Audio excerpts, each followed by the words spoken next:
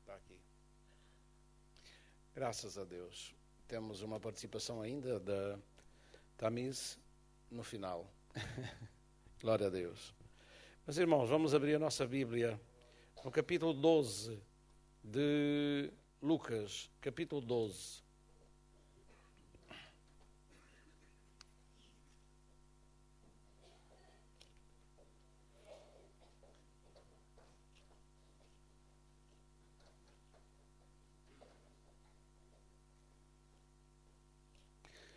Versículo 35, capítulo 12, versículo 35. Depois de encontrarem, podem ir ficando de pé para fazermos a leitura. E assim é mais fácil saber quem é que já encontrou. Quem encontrou vai ficando de pé.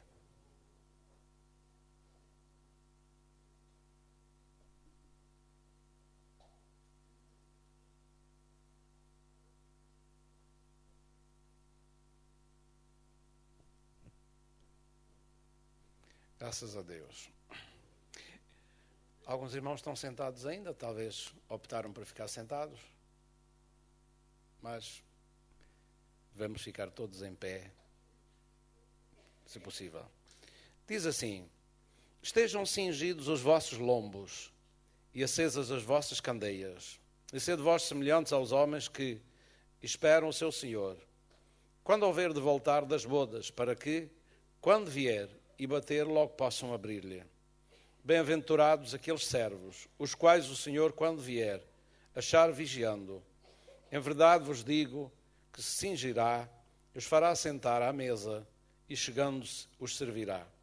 E se vier à segunda vigília, se vier na segunda vigília, se vier na terceira vigília, e os achar assim, bem-aventurados são os tais servos. Sabei, porém, isto, que se o pai de família soubesse a que hora havia de vir o ladrão, vigiaria e não deixaria minar a sua casa. Portanto, estai vós também apercebidos, porque o Filho do Homem virá à hora em que não imaginais. E disse-lhe Pedro: Senhor, dizes essa parábola a nós ou também a todos? E disse o Senhor: qual é, pois, o mordomo fiel e prudente que o Senhor pôs sobre os seus servos para lhes dar a tempo a ração? Bem-aventurado aquele servo a que o Senhor, quando vier, achar fazendo assim. Em verdade vos digo que sobre todos os seus bens o porá.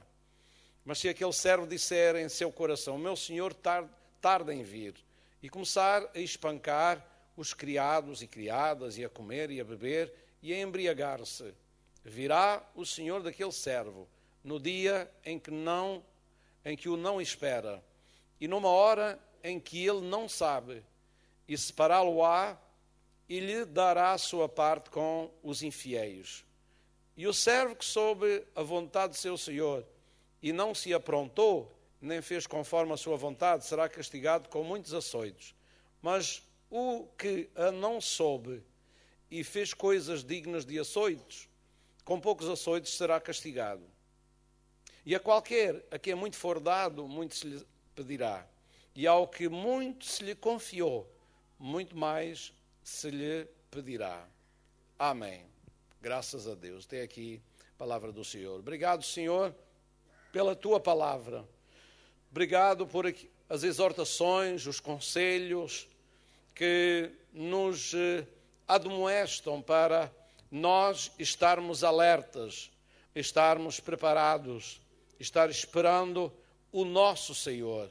Muito obrigado, Senhor, por Jesus Cristo, que nos amou, que deu a sua vida por nós, subiu ao céu e que há de voltar em breve. Graças te damos, Senhor, por esta promessa que deve alegrar o nosso coração, deve nos fortalecer, deve nos encorajar até nos momentos mais difíceis da nossa vida e deve estar presente constantemente, que o Senhor vai voltar. Muito obrigado, Senhor. Em nome do Senhor Jesus Cristo, nós oramos e agradecemos. Amém. Graças a Deus. Irmãos, podem se assentar.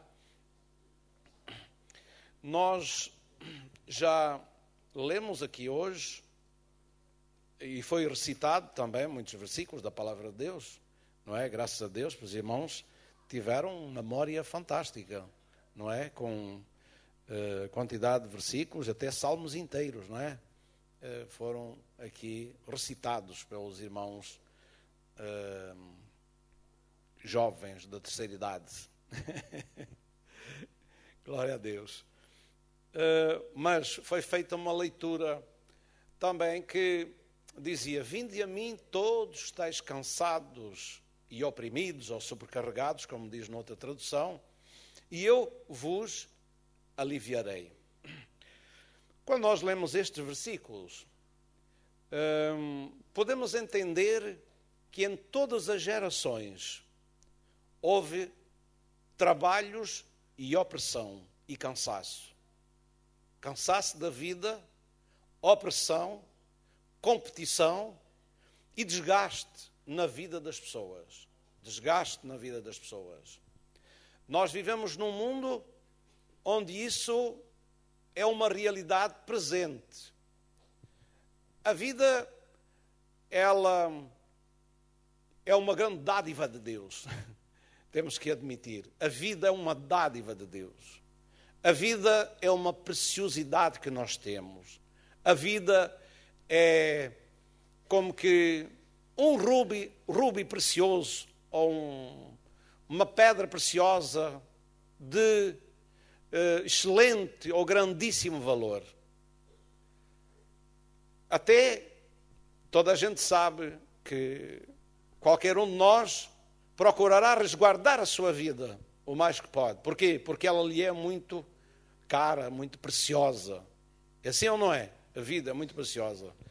Mas a vida que Deus deu ao ser humano, ela foi afetada com muitos problemas, com muitas situações difíceis, com muitas coisas que trazem opressão psicológica, opressão física, dores, enfim, tantas coisas que vêm. E por vezes complicações nos relacionamentos das pessoas.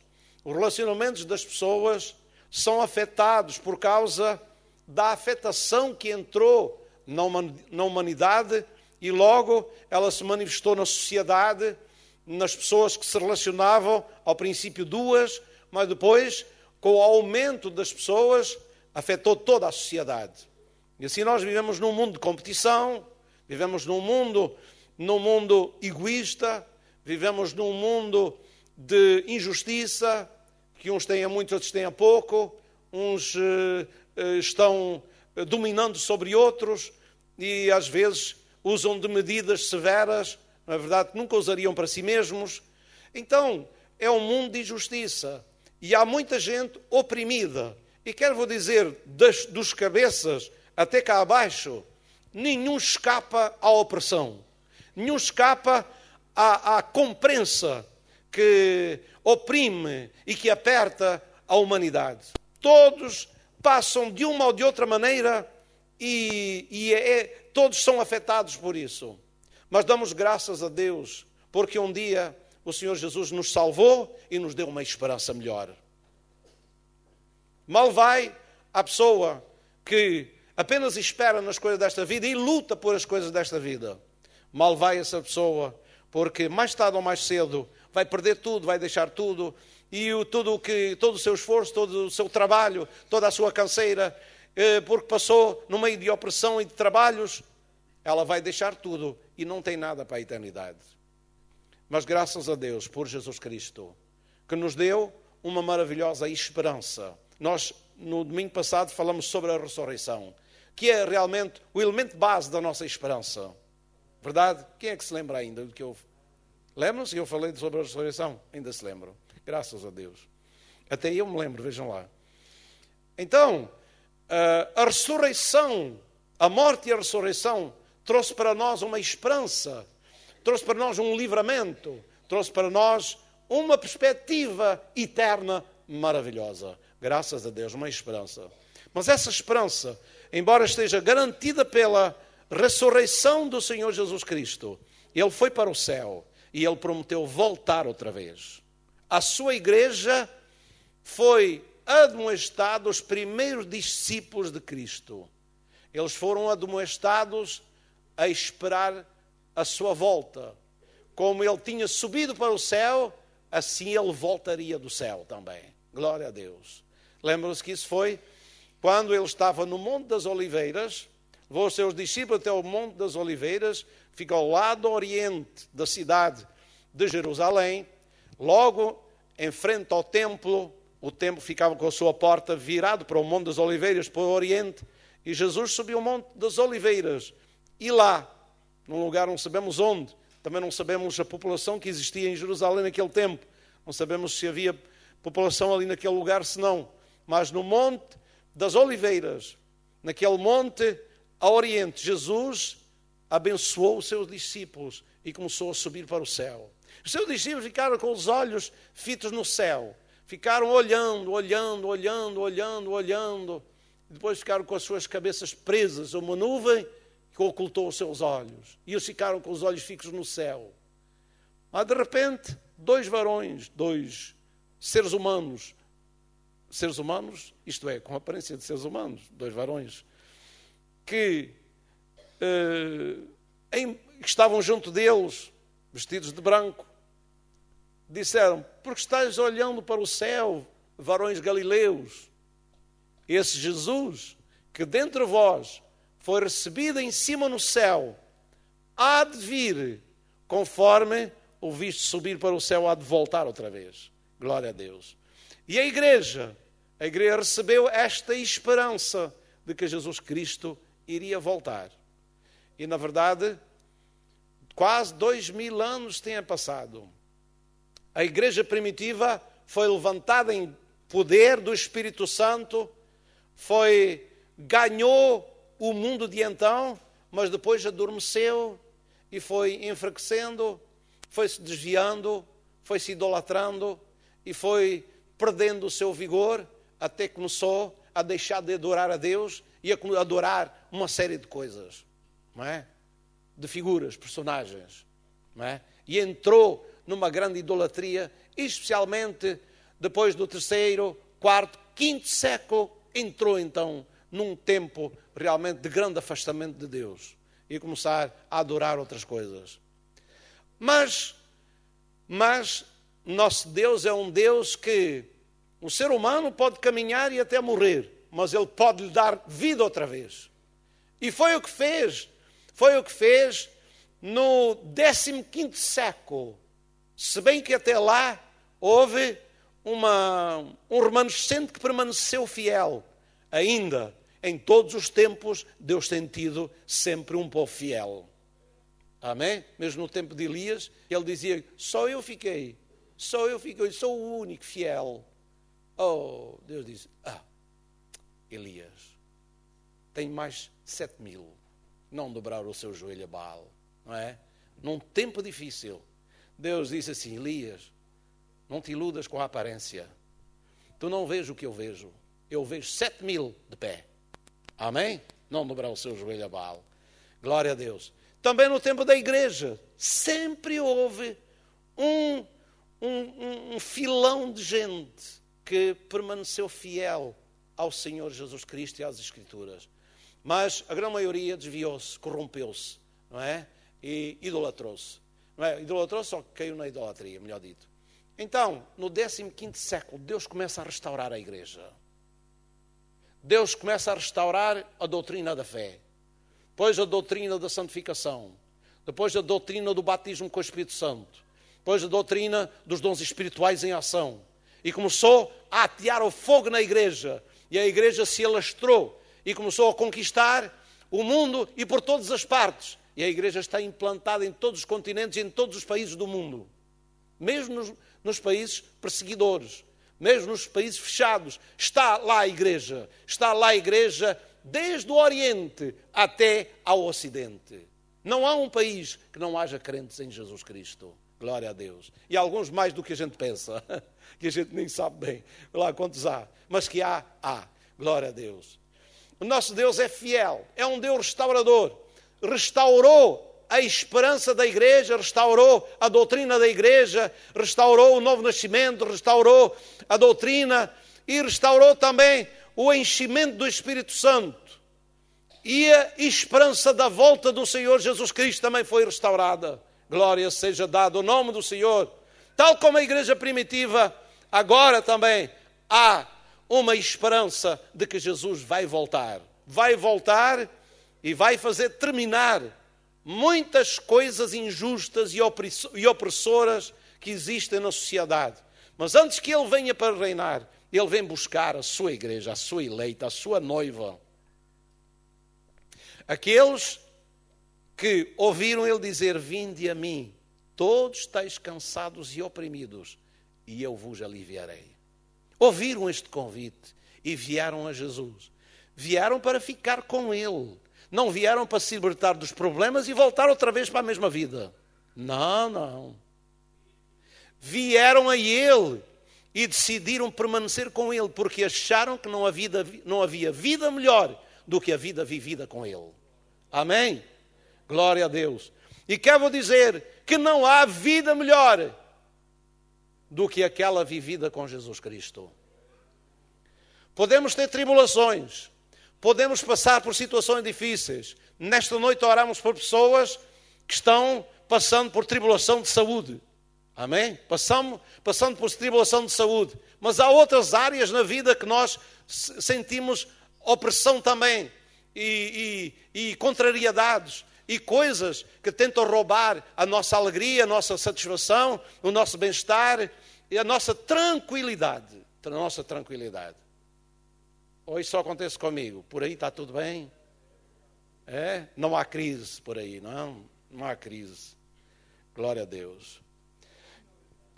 Isto é, a crise está por aí, mas os nossos corações não devem estar em crise.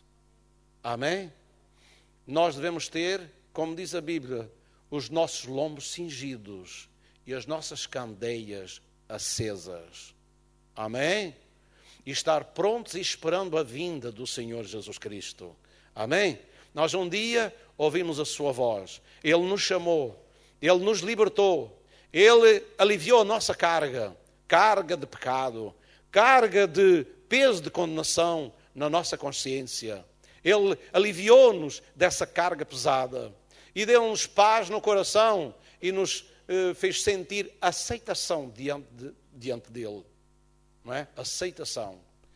E Ele deu testemunho de que está conosco, que nos acompanha a cada dia. Então nós ouvimos a sua voz, viemos a Ele e temos decidido permanecer com Ele, não é? Ligados a Ele, servindo a Ele, caminhando com Ele, andando com Ele. Não estamos livres de opressão ao nosso redor. Ninguém está livre. Ninguém está livre. Por isso, outra vez digo, por isso, o crente deve estar desejoso que Jesus volte. Amém? Não ficar encantado com esta vida. Não se deixar iludir com promessas, não é? Não se deve deixar fascinar com a aparência das coisas. Mas deve ter noção da realidade. Que a vida na terra, ela tornou-se amargosa, tornou-se difícil, tornou-se turbulenta, não é? E ela tem roubado a paz e tem destruído muitas vidas. Destruído muitas vidas. Vidas destruídas, moralmente, psicologicamente. Na verdade, nos últimos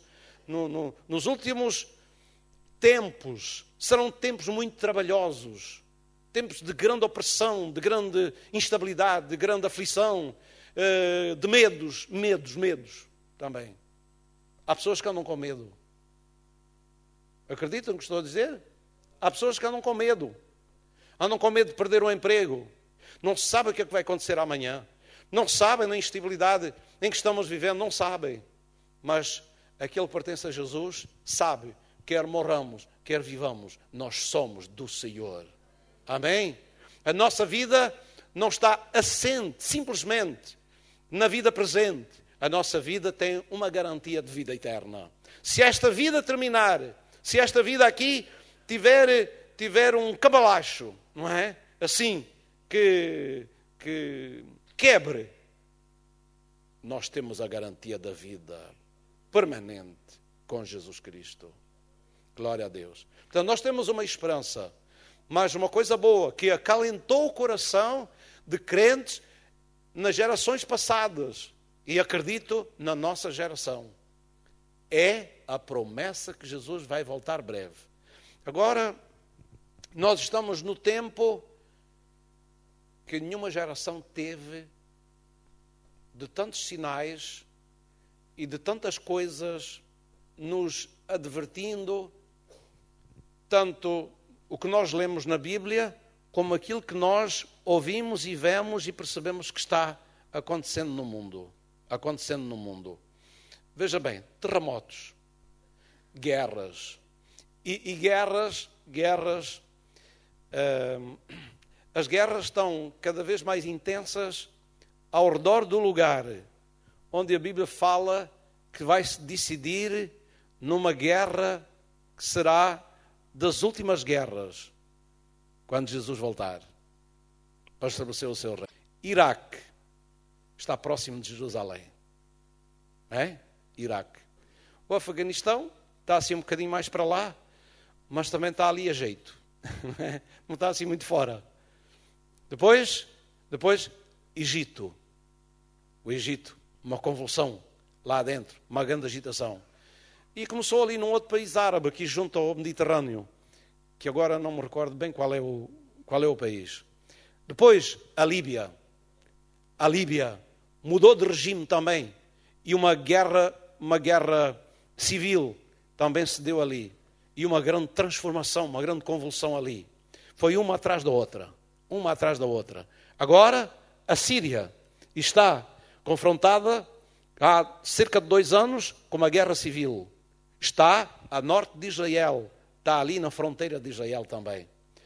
Agora, o Mali. Não é? A Argélia, metida em trabalhos também. Que também está ali encostada e que tem também islamismo e povo árabe. Ou pró-árabe. Então, nós vemos que naquele reduto ali, está ali uma coisa ali a gorjetar de guerra, ali naquele lugar, à volta de uma naçãozinha que está ali no meio. Como? O Irão também. Não está, mas não sabemos o que é que vai acontecer daqui a pouco tempo. Já andam lá uns fogos a arder, assim, não é? Que eles vão tentando apagar. Então nós não sabemos o que é que vai acontecer por ali. Ainda mais, não é verdade? E a palavra de Deus está tudo à volta de Jerusalém, onde Jesus falou estas palavras. Guerras e rumores de guerras. Terremotos. Depois, falsos profetas. Falsos profetas. Há dias, nós já estávamos aí, não é verdade, sentenciados por alguns. Não é verdade? Estavam sentenciados. Data marcada e tudo. Não é? Essas coisas, para nós, não são novidade. Mas para o mundo, deixa o ridículo. Para o mundo, deixa a decepção. Isto é tudo invenções, imaginações da cabeça dos homens. Exatamente. Aquilo é. Só que depois misturam com a Bíblia, com os cristãos, a fé dos cristãos e metem tudo no mesmo saco. Mas olhe, vou dizer uma coisa. Os maias podiam ter morrido todos, não é verdade? E deixar um calendário. Que agora disseram que o calendário dava naquela data. Eles morreram todos e não garantiram nada do que disseram. Mas aquilo que Jesus disse, eu disse no domingo passado, que Ele garante tudo o que diz, porque Ele está vivo. Vive e vive para sempre. E Ele não marcou datas. Ele disse para os cristãos vigiarem, estarem alertas e preparados para o dia da sua vinda. Amém? Que Ele viesse buscar a sua igreja. Ele não deixou datas, mas Ele deixou exortações e a garantia que ia voltar. Se o noivo tardar, espera. Espera. E continua a esperar. E a igreja tem esperado. E está esperando. Mas agora ontem, eu estava a ler alguma coisa de que é algo que está sendo preparado há muito tempo, mas que está sendo trabalhado agora com um aceleramento grande. E com perspectivas de muito breve ser edificado. Que é o 3º templo em Jerusalém. Ah, mas dirão assim, o que é que isso tem a ver connosco? Pois, o que é que tem a ver connosco? tem muito a ver conosco, tem muito a ver conosco. Eu espero, o que é que eu espero? Vamos lá ver. Não sei se eu vou ver o templo edificado, se não. Mas esse para mim não é o mais importante. O mais importante é a preparação para o edificar, que está num aceleramento muito grande. São as Nações Unidas que têm uma área para as religiões, que estão tratando disso juntamente com um comitê de Israel, que também está tratando do assunto, juntamente com o Papa, não é? A Igreja Católica, e tem todo um concílio formado já para edificar um templo que vai ter a aprovação de todas as nações, incluindo os islâmicos, o islamismo. Também vai estar lá ligado com essa construção. Parece que está sendo preparado para ser construído em paz, o que para mim é a mais. Era quase impensável para mim construir o templo em Jerusalém em paz. Mas ele não vai ser o templo onde Cristo vai entrar. Sabe quem é que vai entrar naquele templo? É por isso que ele está sendo negociado. Está a haver um acordo debaixo do guarda-chuva das Nações Unidas, não é? É o templo onde o anticristo vai entrar. Porque ele se assentará no santuário de Deus, no templo de Deus, querendo parecer Deus. E é por isso que são eles que vão construir este templo, e Israel vai se meter aí. Não recebeu o Cristo, outro virá em meu nome, e a esse vocês vão receber. Isto está diante dos nossos olhos agora clarinho. Mas, meus irmãos, o templo não é para nós ir lá adorar naquele templo, porque aquele templo não vai ter Jesus lá. Aquele templo vai ser um templo a ser destruído. Quando Jesus vier, vai ser construído um templo a sério. Sim, um templo a sério. Que não dá até para imaginar o templo que vai ser erigido naquela cidade. E as transformações no terreno geográficos que vai haver naquele lugar. Mas não é disso que me cabe falar agora. O que me cabe falar é que isto é um sinal da proximidade da vinda do Senhor Jesus Cristo. A igreja não foi chamada para adorar no templo em Jerusalém. Não. Aquele templo é um templo que está a ser construído com toda esta, ou que irá ser construído com toda esta combinação e aprovação mundial. Não é? Que Israel vai entrar nesse acordo. E não será por aí? É uma pergunta que a gente tem muita dificuldade em responder. Mas não será por aí que Israel vai entrar num acordo, o tal acordo dos 7 anos, que é a última semana, e Jesus virá a seguir? Não sabemos. Não sabemos exatamente, mas que ele tem que entrar num acordo com as outras religiões e com os outros povos para construir aquele templo, ele tem que entrar. Agora, meus irmãos, eu só estou falando isto porque isto é indício, um indício forte para que nós despertemos, para que nós oremos e vigiemos. Como diz ali, estejam cingidos os vossos lombos e acesas as vossas candeias, e estejam preparados para receber o vosso Senhor. Vocês não sabem a que horas é que Ele vem, mas há indícios e sinais que Ele mencionou e apontou, que estão nos indicando. Quando Israel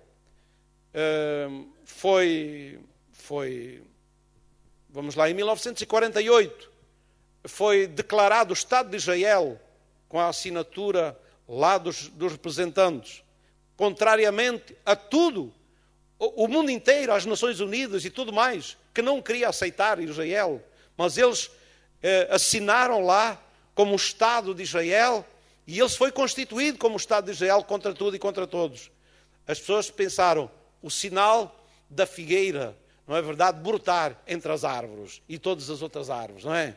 E assim, um sinal se cumpriu. A cidade de Jerusalém é outro sinal que se cumpriu no ano 1967. Então a cidade de Jerusalém foi conquistada aos árabes, à Jordânia. E ela passou a ser a cidade, a capital eterna e indivisível do Estado de Israel. Foi outro feito, marcou a história. E a Bíblia se cumpriu, que os israelitas voltariam à sua nação e se constituiriam como nação. Mas agora o templo dá-nos outro sinal. Porque estes dois sinais, 1967 até 1913, vão quantos anos? Matemática aí a funcionar? 45 anos? 46. Há uma máquina que está variada. Ou as duas. Então, 1967 até... Pronto, agora depende do mês. Muito bem, 46, não é assim? 46. 47. É. Está a virar uma grande confusão. Pronto, eu não vale a pena estar aqui agora a fazer contas de cabeça, senão perdemos mais tempo. Mas, pronto, 45, 46 ou 47. Nestes 3 anos não devo falhar. Não é?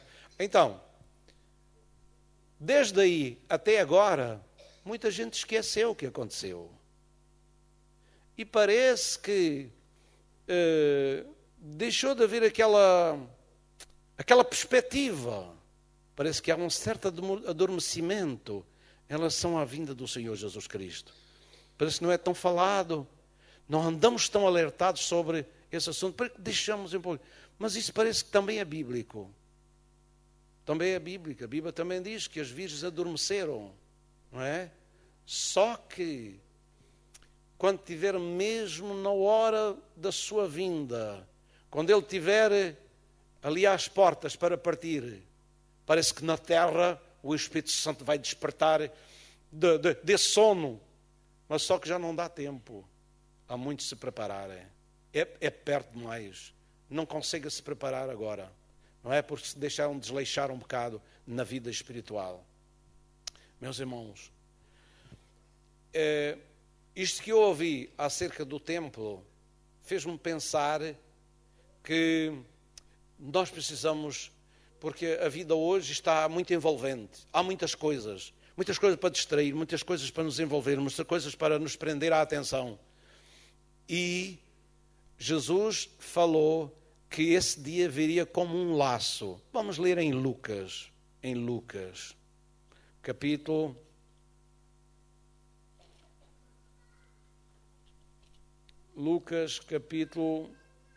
21, versículo 34. 21, versículo 34. Diz assim: e olhai por vós. Alguns talvez pensem assim: cuidem de mim, façam e tal, orem por mim, façam assim. Meus irmãos, lembram-se da parábola, a parábola das 10 virgens? Quando ouviram, aí vem o esposo, e algumas diziam: dá-nos do vosso azeite, dá-nos do vosso azeite. É assim, vão comprá-lo. Vocês não cuidaram de vós mesmos? Vocês não vigiaram? Vocês não se prepararam? Andar aí passeando, e todos encantados, e não se preocuparam? Nós batalhamos no duro para andar com as nossas vasilhas cheias de azeite, embora a gente tivesse tosquenejado, mas ainda temos aqui, e agora não podemos desperdiçar nada. Nada. Sim. Olhai por vós. Cada um tem que olhar por si mesmo. Cada um tem que vigiar por si mesmo. Nós podemos orar uns pelos outros, tudo bem. E devemos fazê-lo. E devemos fazê-lo com prazer e com amor. Amém? Mas nós temos que olhar por nós mesmos. Nós somos responsáveis por nós mesmos. Cada um dará contas de si mesmo. Está escrito na palavra do Senhor. Verdade ou não é? Cada um dará contas de si mesmo diante de Deus. Então nós não podemos desculpar, nem andar pendurados na aba do casaco dos outros. Não é? Então, cada um tem que fazer a sua parte também. Olhai por vós, não aconteça que os vossos corações se carreguem de glutonaria, comer e beber, não é? Festas, não é? Todo mundo gosta de comer, eu também gosto de comer, não é? Gosto de comer, mas quando é para jejuar também estamos aí, não é verdade? Nós precisamos de cuidar da nossa alma e do nosso espírito. Então, comer e beber significa que eles dão lugar a isso, vivem para isso, e andam assim envolvidos, comendo e bebendo, não é? E os cuidados da vida. E a vida cada vez oprime mais, cada vez mais responsabilidades. Tem que pagar a água, tem que pagar a luz, tem que pagar a televisão, tem que pagar a internet, tem que pagar o telefone, tem que pagar a prestação do carro, tem que pagar a prestação da casa, tem que pagar tanta coisas, as preocupações da vida, que hoje não se pode viver de qualquer maneira, não se vive como antigamente. Antigamente tinham as suas preocupações, mas agora parece que não é só preocupações, são responsabilidades, senão a gente pode ficar na rua.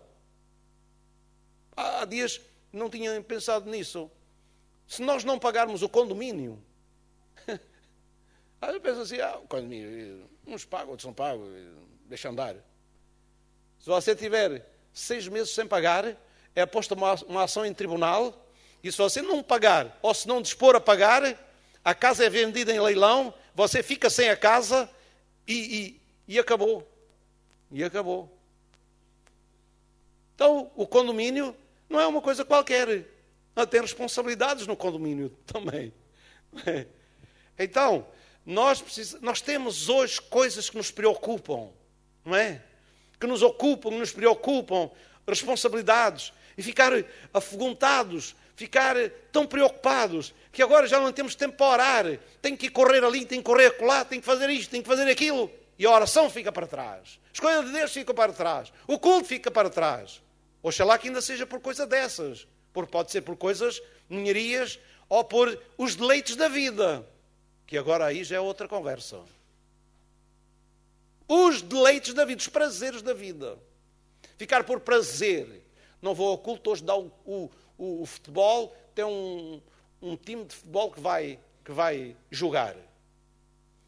E deixa e troca as coisas espirituais para ficar vendo o time de futebol. Não é? Ou então dá uma novela ou qualquer coisa assim que a pessoa está um bocado encantada com aquilo. Porque aquelas coisas são feitas para encantar. Ou pensa que eles não sabem, não usam os artifícios psicológicos para pegar as pessoas e prendê-las. Sim, usam. Sabem muito bem como prender, mas o crente também sabe como desprender. Também há alguém que o pode desprender, que o pode despertar, alertar e corta, não é? Até diz, se o teu olho começar a escandalizar, fora com ele. Bom, é um discurso radical, não é? Há dias eu expliquei essa coisa do olho. Mas como nem todos vêm ao culto, depois eu tenho que explicar 1, 2, 3 vezes. E não sei se apanho todos. É trabalho para o pastor e é desperdício depois, não é verdade? Bom, alguns depois aproveitam que ouvem 3 e 4 vezes, não é a mesma coisa. Não é? Podem ficar fartos de ouvir a mesma coisa. Mas Paulo diz assim, não me canso de dizer-vos as mesmas coisas. Não foi? Ele não disse isso lá aos Filipenses. Não me canso de dizer as mesmas coisas. É segurança para vós. Muito bem.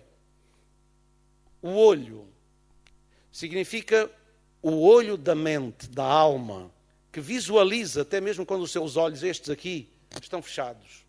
Você tem estes olhos fechados e você tem um olho, que é os olhos da alma. Estes olhos captam de fora para dentro. E o olho cá dentro fica visualizando tudo o que estes captaram. Aí as imagens ficam cá dentro. E você pode ficar visualizando. Você pode ver um negócio. Vai dar muito dinheiro. E você, aí até nem precisa de ver, não é? Não precisa de ver a nota diante de si e depois ficar com a nota na cabeça. Mas você visualiza o negócio e o seu olho, fica ali. Isto vai dar tanto. E assim dizer que mais. vou fazer assim, vou fazer assado, vou andar daquela maneira e assim, vão chegar lá e tal. Fica ali iludido, olhando, e o olho da sua cabeça está ali, só vê aquilo. E fica ambicionado com aquilo, fica interessado naquilo. E agora começa a trabalhar naquilo, só vê aquilo diante dos seus olhos. Acorda com aquilo na cabeça, deita-se com aquilo na cabeça. Se o teu olho se escandalizar, se te desviar de Jesus, por causa disso, tu já não tens tempo para orar, não tens tempo para buscar a Deus, para olhar para a Bíblia, para ter as coisas de Deus na tua mente, significa que o teu olho está desviado. Precisas de cortar alguma coisa. Então, o que Jesus está falando não é os olhos da carne. Você pode arrancar os 2 olhos da carne e ainda ficar com um olho aqui na cabeça que não larga aquilo que não presta. Não é? Nós criamos imagens com as palavras criam imagens na nossa mente. Nós visualizamos coisas, imaginamos coisas ao ouvir outras pessoas falar. Verdade ou é mentira? Nós criamos imaginações. Então nós estamos vendo coisas, visualizando coisas. Há um olho aqui dentro, é o olho da alma. Então, é esse olho que se ele começar a olhar para coisas que não devem olhar, é aí que ele diz, arranca esse olho e deixa o olho espiritual ficar ativo para ver as coisas de Deus. Percebeu? Quando eu agora estava dizendo, arranca o teu olho. Jesus diz, arranca o olho. É o olho do mal, o olho que escandaliza. O olho que traz, é o olho que vê, que te visualiza coisas. Que tu não sabes o que é que eu estou a ver, o que é que estou a olhar, o que é que está na minha mente. Nem eu sei o que é que está na tua mente, dentro de ti. Mas Deus sabe, Deus está a ver tudo. E está a ver como tu andas, não é verdade? O que é que tu andas a olhar, o que é que andas a ver, o que é que está a entreter os teus olhos. Meus irmãos, é esse olho que ele diz, arranca esse olho, que é para ficar disponível para olhar e ver as coisas de Deus. O Deus quer nos mostrar tanta coisa, mostrar o seu caminho, mostrar a verdade, mostrar as coisas espirituais, as coisas importantes, as suas riquezas, Ele quer nos mostrar para nos entusiasmar com elas. Mas muitas vezes os nossos olhos estão presos noutras coisas e não conseguem ver. Arranca esse olho e coloca o teu olho para ver aquilo que Deus tem para ti. Amém? O olho para ver as coisas de Deus é o olho espiritual, muito precioso. Olhai por vós, não aconteça que os vossos corações se carreguem de glutonaria, de embriaguez, dos cuidados da vida, e venha sobre vós de improviso aquele dia, de improviso. Não está nada marcado, para ti nem para mim. Está no calendário de Deus, só Deus sabe qual é o dia e a hora. Não está nada marcado. Para ti e para mim é de improviso, mas Deus sabe qual é o dia. Amém? Vamos ficar alertas. Jesus disse, de improviso, porque virá como um laço sobre todos que habitam na face de toda a terra. Todos os que habitam na face de toda a terra. Quer dizer que vai ser os americanos, vai ser os canadianos, vai ser os brasileiros, vai ser aqueles países da América Latina, vai ser os portugueses, a Espanha, a França, a Alemanha, por aí afora, a Europa toda, o Norte, Sul, o Médio Oriente, todas aquelas nações, passando para o Extremo Oriente, na verdade, lá do outro lado, então aquelas nações, Japão, China, Índia, Rússia, e depois passando lá para o outro extremo ainda lá, para a Austrália, Nova Zelândia, todo o mundo, as ilhas, depois ainda tem as ilhas do Pacífico, não é? Está lá milhões de pessoas, milhares, milhões. Então, vai ser um laço sobre todos que habitem sobre toda a terra. Jesus vem de improviso. Ninguém sabe o dia nem a hora. Menos a igreja. A igreja deve estar esperando o Senhor Jesus Cristo. Amém? A igreja deve estar alerta. A igreja não deve estar adormecida. A igreja não deve estar inconsciente. A igreja deve estar despertada e alertada. Amém? Jesus, se alguma vez foi breve, agora é brevíssimo. É brevíssimo. Está aí às portas. Aí às portas. Os irmãos estão à espera de ver o anticristo entrar pelo templo em Jerusalém? Não espere isso. Não espere isso. Não espere.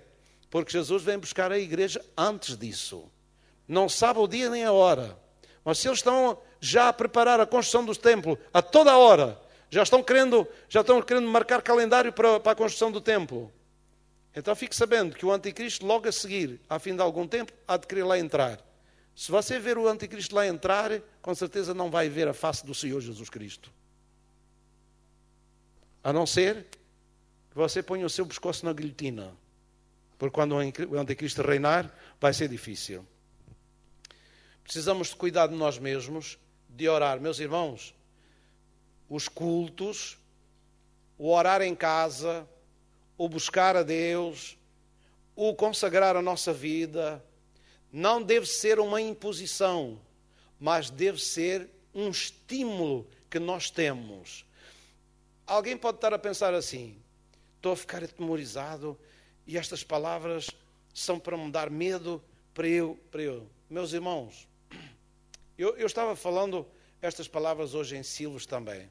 Eu disse: meus irmãos, a vinda de Jesus não nos deve meter medo.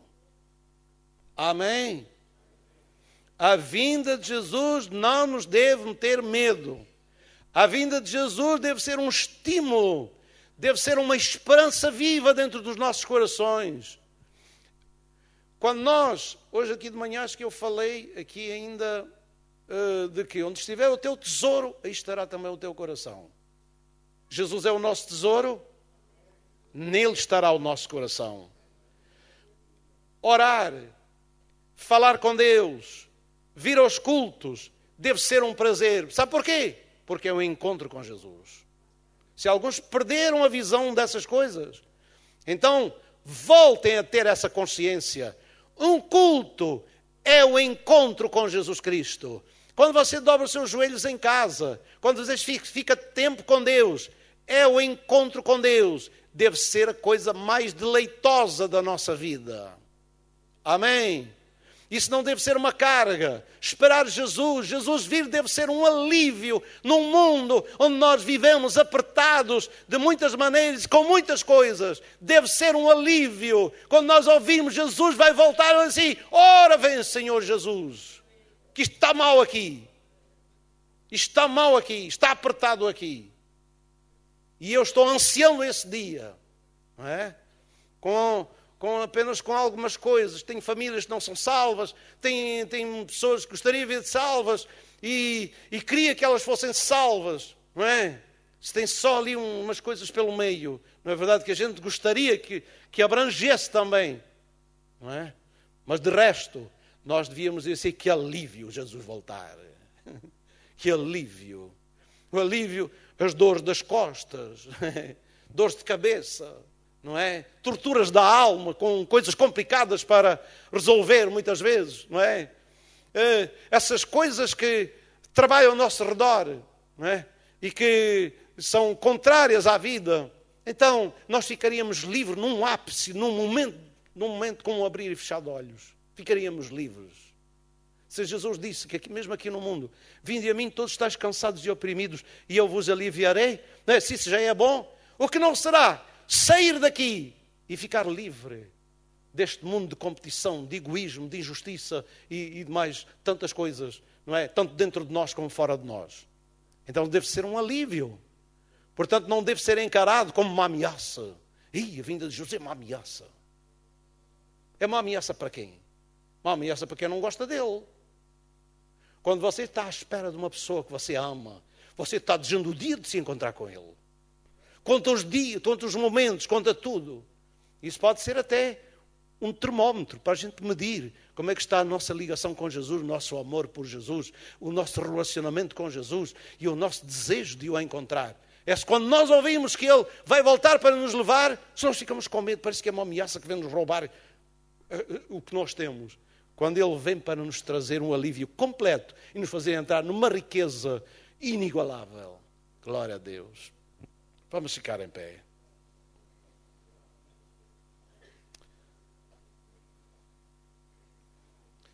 Glória a Deus, glória a Deus. É tempo de renovarmos a nossa vida espiritual. É tempo, é tempo.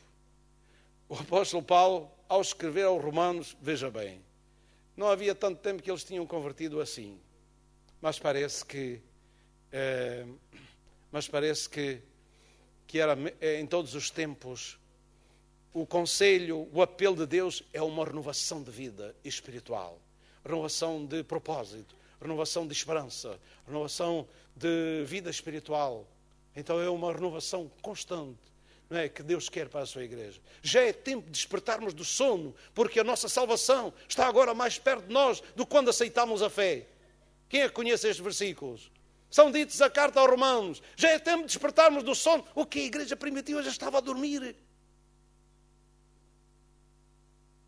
Ainda havia pouco tempo que Jesus tinha morrido, ressuscitado, e para o céu já estava a dormir. Ele diz, já é tempo de despertarmos do sono. Então, se já era tempo naquele tempo, o que fará? Nós agora, 2000 anos passados, é tempo de despertarmos do sono. É tempo de nós ficarmos alertas. É tempo de nós ficarmos com a nossa vida aberta para Deus e vivermos a vida espiritual, a vida cristã, como deve ser. Amém? Deus nos ajude. Amém? Deus está interessado em nós. Deus está interessado na nossa vida. Talvez mais do que nós mesmos. Mais do que nós mesmos. Se isto é assim, é mesmo insensatez. Minha, não é? Até mesmo nossa insensatez. Nem para o nosso bem nós temos a energia e o empenho, não é? Porque a vida espiritual é para nosso bem. Amém? É para nosso lucro. É para nosso benefício. É para nossa alegria. É para a nossa esperança. É para a nossa confiança. Quanto mais nós temos da presença de Deus em nós, da força e da graça de Deus. Amém? Glória a Deus. Vamos orar ao Senhor. Querido Pai, obrigado pela Tua palavra. Precisamos da Tua ajuda e graça, da Tua bênção.